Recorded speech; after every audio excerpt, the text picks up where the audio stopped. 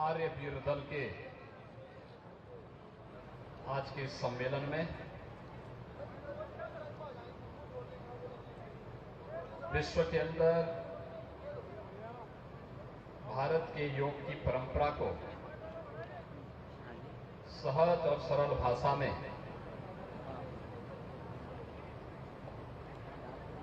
पहुंचाने वाले योग गुरु पूज्य स्वामी रामदेव जी महाराज, प्रदेश सरकार में मेरे सहयोगी मंत्रीगण श्री धर्मपाल सिंह जी, श्रीमती गुलाब देवी जी, श्री संजय गंगवार जी, पूर्व मंत्री और बागपत से लोकप्रिय सांसद डॉक्टर सत्यपाल सिंह जी, जिला पंचायत के अध्यक्ष डॉक्टर शेफाली सिंह जी, महापौर मुरादाबाद से विनोद कुमार अग्रवाल जी, माननीय विधायक रितेश गुप्ता जी, हरि सिंह ढिल्लों जी, सत्यपाल सैनी जी, जयपाल सिंह व्यस्त जी, गोपाल अंजान जी, पूर्व सांसद कुंवर सर्वेश सिंह जी, इस कार्यक्रम के आयोजक श्री ज्ञानेंद्र गांधी जी, राजीव गुलाटी जी, ज्योतिष्ना गुलाटी जी, सुरेश जैन जी, सुरेश चंद आर्य जी, आचार्य पंकज जी, ओम प्रकाश जी और बड़ी संख्या में यहां पर उपस्थित प्रदेश के सभी 75 जनपदों से आए हुए सभी आर्यवीर भाइयों बहनों, मैं आप सबका आर्यवीर दल के गठन और इसके संस्थापक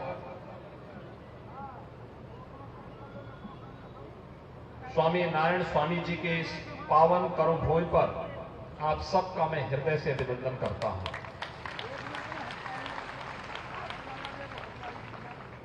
हम सब जानते हैं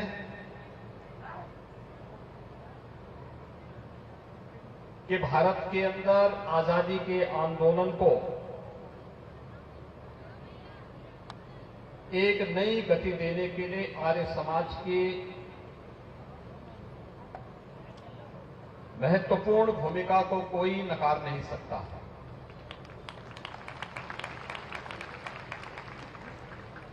स्वदेशी हो या क्रांतिकारियों की एक बड़ी टीम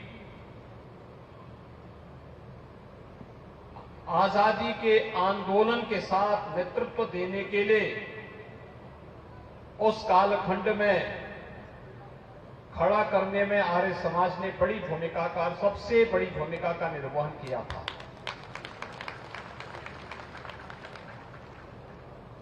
लेकिन जो कुछ विसंगतियां थीं, उनका परिमार्जन करने के लिए जब स्वामी सरदानंद जी महाराज ने शुद्धि के आंदोलन को आगे बढ़ाने का कार्य किया और शुद्धि के अभियान के विरोधी कुछ विधर्मियों ने जब उनकी निर्मम हत्या कर दी, तब नारायण स्वामी जी ने इस आर्य वीर दल का गठन किया था, इस आर्य धर्म को बचाने के लिए। उससे पहले भी आर्य समाज के अनेक ऐसे पुरोधाओं को विधर्मियों के उन षड्यंत्रों का शिकार बनने के लिए मजबूर होना पड़ा था।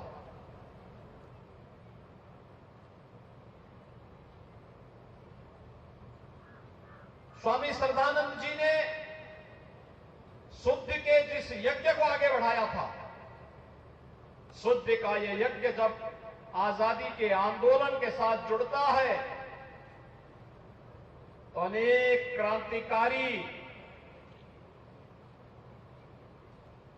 आजादी के आंदोलन के वाहक बन गए और देखते ही देखते 15 अगस्त 1947 को विधर्मियों को और ब्रिटिशर को इस देश को स्वतंत्र करने के लिए भी मजबूर होना पड़ा था। एक लंबा आंदोलन चला। हम सब की वर्तमान पीढ़ी गौरवशाली है कि हम लोग वर्तमान में आजादी का अमृत महोत्सव मना रहे हैं और आजादी के अमृत महोत्सव में अभी मुझे एक ज्ञापन आर्य समाज बस्ती ने दिया जिसमें उन्होंने बहुत सारी चीजों का उल्लेख किया और मैं कभी कभी इस बात को मानता हूं कि हम लोग आज भी व्यक्ति पूजा पर ज्यादा विश्वास करते हैं, व्यक्ति के आदर्शों पर कम। और मुझे लगता है कि स्वामी दयानंद की शिक्षा से एकदम विपरीत है। स्वामी दयानंद सरस्वती जी ने जब आर्य समाज की स्थापना की थी उस समय व्यक्तिवाद से महत्वपूर्ण उसके मूल्य और आदर्शों पर विश्वास करके उसको अंगीकार करने पर उन्होंने जोर देने के लिए कहा था। और याद करिए, जब आजादी के अमृत महोत्सव के कार्यक्रम को प्रधानमंत्री मोदी जी के नेतृत्व में पूरे देश के अंदर आयोजित करने की बात हुई, यद्यपि विगत 8 वर्ष के अंदर आपने बदलते हुए भारत को देखा है, एक नए भारत को, एक उभरते हुए भारत को, एक भारत और श्रेष्ठ भारत की इस परिकल्पना को साकार होते हुए देखा है, जो सपना कभी स्वामी दयानंद सरस्वती जी ने देखा था, स्वामी श्रद्धानंद जी ने देखा था, आर्य समाज के पूज्य संतों ने, आर्य समाज के उन सभी पुरोधाओं ने देखा था, वही सपना आज साकार हो रहा है जब कश्मीर से धारा 370 समाप्त होती है। जब अयोध्या में मर्यादा पुरुषोत्तम भगवान श्री राम के भव्य मंदिर का मार्ग प्रशस्त होकर के प्रधानमंत्री मोदी जी स्वयं अयोध्या जाकर के मंदिर निर्माण के कार्य का शुभारंभ अपने कर कमलों से प्रारंभ करते हैं। पूज्य स्वामी रामदेव जी महाराज भी इस कार्यक्रम में वहां उपस्थित थे। केदारपुरी का पुनरुद्धार का कार्यक्रम होता है। यह भारत की आध्यात्मिक और सांस्कृतिक परंपरा का शंखनाद वैश्विक मंच पर एक बार फिर से पुनर्स्थापित करने का अभियान है। जब योग की परंपरा को वैश्विक मंच पर स्थान सम्मान दिला करके 21 जून की तिथि को विश्व योग दिवस के रूप में मनाने के लिए पूरी दुनिया के अंदर आह्वान होता है और वह तब भारत के लिए गौरव का दिन होता है। ये सपना स्वामी दयानंद सरस्वती का ही सपना साकार होता है। ये सपना स्वामी श्रद्धानंद जी का सपना साकार होता है जब काशी विश्वनाथ धाम की स्थापना करके उसके पुनरुद्धार कार्यक्रम के माध्यम से भारत के आध्यात्मिक और सांस्कृतिक विरासत को वैश्विक मंच पर सम्मान मिलता है। भाइयों बहनों, जब दुनिया इस सदी की सबसे बड़ी महामारी के सामने पस्त थी, तब भारत के लोगों के जीवन और जीविका को बचाने के साथ ही हमारी शिक्षा हमारी मातृभूमि में आनी चाहिए। संस्कृत और हिंदी में उसका पाठ्यक्रम होना चाहिए और केवल ये बीए का ही नहीं बल्कि मेडिकल और इंजीनियरिंग की पढ़ाई भी अब सभी भाषाओं में, सभी भारतीय भाषाओं में होगी। यह भी राष्ट्रीय शिक्षा नीति का एक हिस्सा बन चुका है। आप जाइए उत्तर प्रदेश के अंदर, हम लोगों ने कुछ पुस्तकों का हिंदी अनुवाद कर दिया, मेडिकल की भी और इंजीनियरिंग का भी, और अगली बार तक आप देखेंगे ये सभी पाठ्यक्रम हिंदी में भी आपको हर विश्वविद्यालय, हर महाविद्यालय में आपको पढ़ने को मिलेंगे। ये भी महर्षि दयानंद सरस्वती का ही राष्ट्र गौरव के गोदकार हिंदी के गौरव को अनुभूति कराने वाला क्षण है। आपने देखा होगा 15 अगस्त को प्रधानमंत्री जी ने लाल किले की प्राचीर से देशवासियों को पंच प्रण की प्रेरणा दी थी।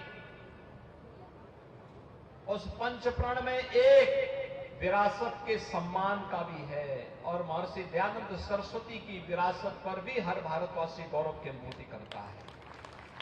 हम महर्षि दयानंद सरस्वती को स्मरण कर रहे हैं इसलिए क्योंकि वे हमारी विरासत के हिस्से हैं और इसीलिए उस पर गौरव की अनुभूति की प्रेरणा कौन दे रहा है?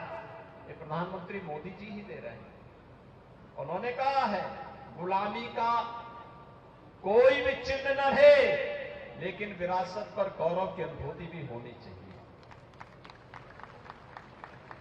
स्वामी रामदेव जी जो काम कर रहे हैं आत्मनिर्भर भारत की परिकल्पना को साकार करना है, ये भी पंच प्रण के अंदर आता है।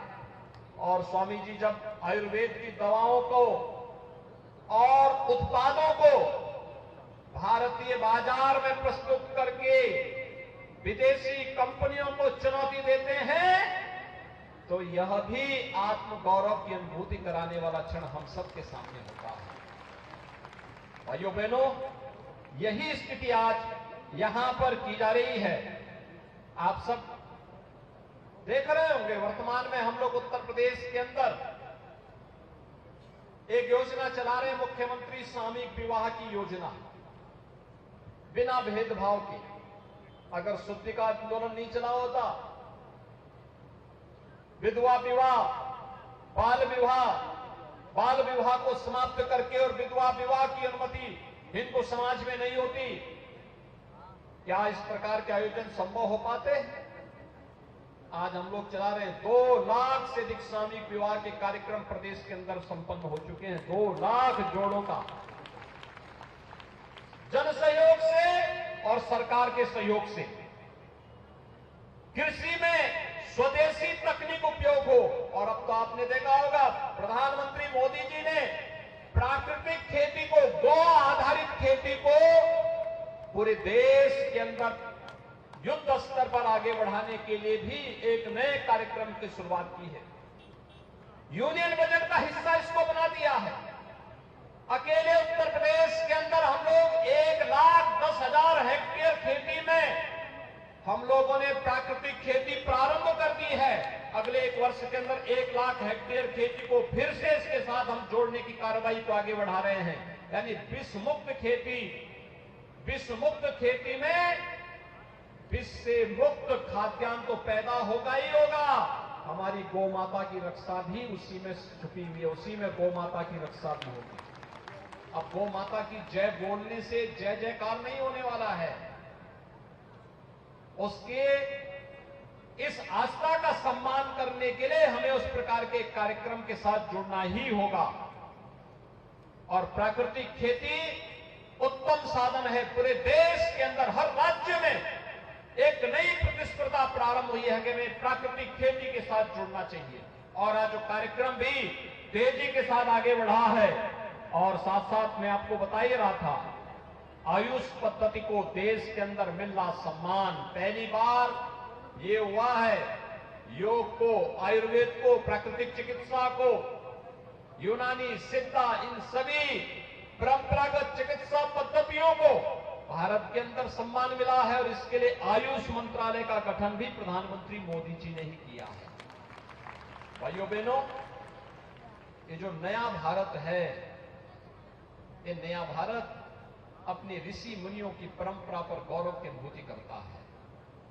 ये नया भारत हमें केवल एक सैद्धांतिक ज्ञान तक ही सीमित नहीं रखता है।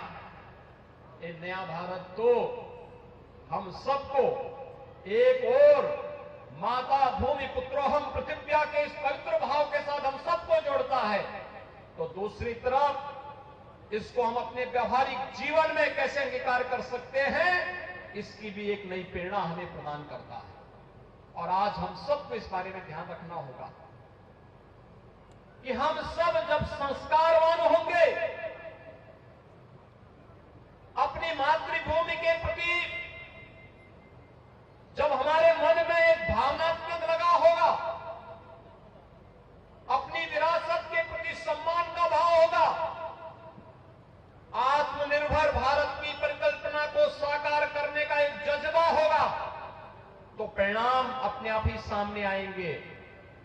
परिणाम को प्राप्त करने के लिए परिक्रमा नहीं, पुरुषार्थ की आवश्यकता पड़ती है, पुरुषार्थ। और उस पुरुषार्थ के लिए आप सभी आर्य जनों का आह्वान करूंगा मैं, आप सभी प्रदेश के अंदर इस सकारात्मक भाव को आगे बढ़ाने में, ऋषि परंपरा के इन सभी भावों का प्रचार प्रसार करने में अपना योगदान दे। आने वाला समय भारत का समय है। वर्तमान समय में वैश्विक मंच पर कहीं कोई समस्या खड़ी होती, कोई क्राइसिस होती है, दुनिया भारत के अंदर देख रही है, प्रधानमंत्री मोदी जी के नेतृत्व पर विश्वास कर रही है। हम सबको भी अपने इस भारत पर गौरव की अनुभूति करते हुए अपने आप को इसके साथ जोड़ना चाहिए। मुझे प्रसन्नता है, हमारा युवा दुनिया के अंदर सबसे प्रतिभाशाली युवा है। ये उत्तर प्रदेश के आर्य वीर हैं। जैसे दुनिया के अंदर भारत सबसे युवा देश है, ऐसे ही भारत के अंदर उत्तर प्रदेश सबसे युवा प्रदेश है। सबसे अधिक युवा हमारे पास है। लेकिन ये युवा शिक्षा से, संस्कृति से, संस्कारों से, शिष्टाचार से आत्मनिर्भर भारत की इस परिकल्पना को और एक भारत श्रेष्ठ भारत की इस परिकल्पना को साकार करने के साथ आगे बढ़ सके, ये आज की आवश्यकता है। और इसीलिए राष्ट्रीय शिक्षा नीति इन सभी बातों को लेकर के आपके लिए आई है। राष्ट्रीय शिक्षा नीति यह भारत को फिर से विश्व गुरु के रूप में स्थापित करेगा। आत्मनिर्भर भारत की परिकल्पना भारत को दुनिया की नंबर 1 अर्थव्यवस्था बना करके रखेगा। दुनिया के अंदर भौतिकता के पीछे भाग रही दुनिया को वास्तव में उसके जीवन में परिवर्तन लाने का काम अगर कोई करेगा तो भारत की आध्यात्मिक और सांस्कृतिक परंपरा ही कर पाएगी। और इन सभी बातों को लेकर के, भारत की इस ऋषि परंपरा को लेकर के आप सभी आर्यजन बृहद स्तर पर आगे बढ़े। मेरी आप सबसे एक बात के लिए मैं आपसे आग्रह भी करूंगा, और वो आग्रह होगा, हमें सरकारों के कार्यक्रमों की जानकारी भी अपने पास रखनी चाहिए। क्योंकि जब हम जनता के साथ संवाद बनाने के लिए जाते हैं तो हमें सरकार के कार्यक्रमों की जानकारी भी देनी चाहिए। बड़े पैमाने पर हम बड़े समुदाय को अपने साथ जोड़ करके, जहां कहीं भी छुआछूत और अस्पृश्यता हो, जहां कहीं भी भेदभाव हो, जहां कहीं भी विधवा विवाह के खिलाफ कोई आवाज उठा रहा हो, बाल विवाह को लोग प्रश्रय दे रहे हो, बहु विवाह को कोई प्रश्रय दे रहे हो, जहां कहीं भी कोई सामाजिक विकृति जन्म ले रही हो, उस विकृति के खिलाफ हम सबको खड़े होकर के सामूहिक रूप से उस लड़ाई को लेकर के आगे बढ़ना ही होगा। जिस समय आप सब संकल्प लेंगे, एक बार फिर से महर्षि दयानंद सरस्वती जी के सपने को साकार करने वाला भारत आप सबको दिखाई देगा। इस विश्वास के साथ मैं आज के इस कार्यक्रम में आप सभी आर्यजनों को एक बार फिर से हृदय से इस कार्यक्रम के लिए बधाई देता हूं।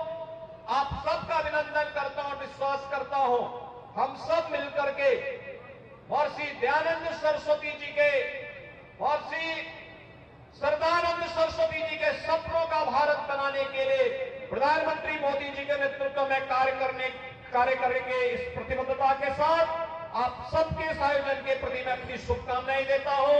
धन्यवाद। जय हिंद। भारत